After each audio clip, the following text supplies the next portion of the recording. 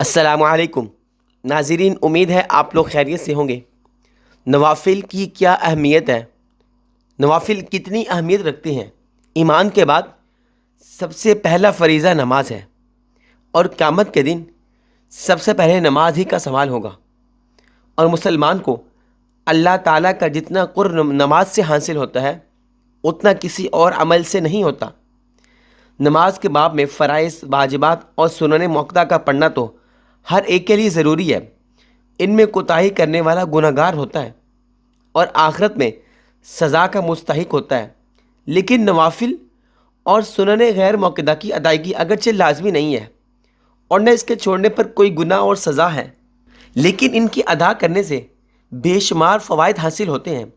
مثلاً قیامت کے دن فرائض میں جو کمی کوتاہی رہ گئی ہوگی وہ نوافل سے پوری ہوگی، اور نوافل کی کثرت جنت میں رسول اللہ صلی اللہ علیہ وسلم کی رفاقت اور بلندی درجات کا سبب ہوگی، اور اس کے بڑے فضائل ہیں نوافل کے۔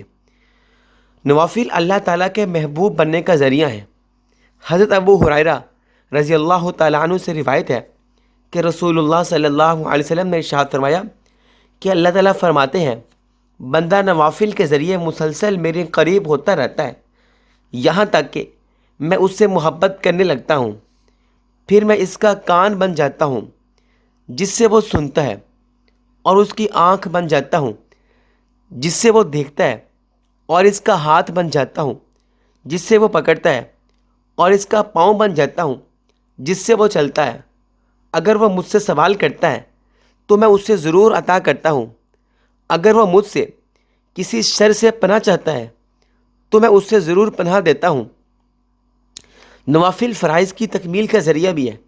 حضرت ابو ہریرہ رضی اللہ تعالیٰ عنہ سے روایت ہے، وہ فرماتے ہیں کہ میں نے رسول اللہ صلی اللہ علیہ وسلم کو ارشاد فرماتے ہوئے سنا کہ قیامت کے دن بندے کے اعمال میں سے سب سے پہلے جس عمل کا حساب لیا جائے گا وہ اس کی نماز ہے۔ اگر نماز اچھی نکلی تو وہ شخص کامیاب اور بامراد ہوگا، اور اگر نماز خراب نکلی تو وہ شخص ناکام اور خسارے میں ہوگا۔ اگر اس کے فرائض میں کچھ کمی نکلی تو اللہ تعالیٰ ارشاد فرمائیں گے، دیکھو کیا میرے بندے کے پاس کچھ نفلیں بھی ہیں۔ اب یہاں پر سوچنے کی بات ہے، اللہ فرما رہے ہیں کیا میرے بندے کے پاس، کتنے امپورٹنس دی۔ بندہ گناہ گار ہے پھر بھی کہہ رہے ہیں میرا بندہ ہے، کیا میرے بندے کے پاس کچھ نفلیں ہیں کہ ان کے ذریعے سے فرائض کی کمی کو پورا کیا جائے، پھر اسی طرح اس کے تمام اعمال کا معاملہ ہوگا۔ ناظرین، نفل نماز کی اتنی اہمیت، یہ ایک واقعہ ایک صحابی فرماتے ہیں کہ جب خیبر فتح ہو گیا تو لوگوں نے اپنا مال غنیمت نکالا جس میں متفرق سامان تھا اور قیدی بھی تھے۔ آپس میں خرید و فروخت شروع ہو گئی۔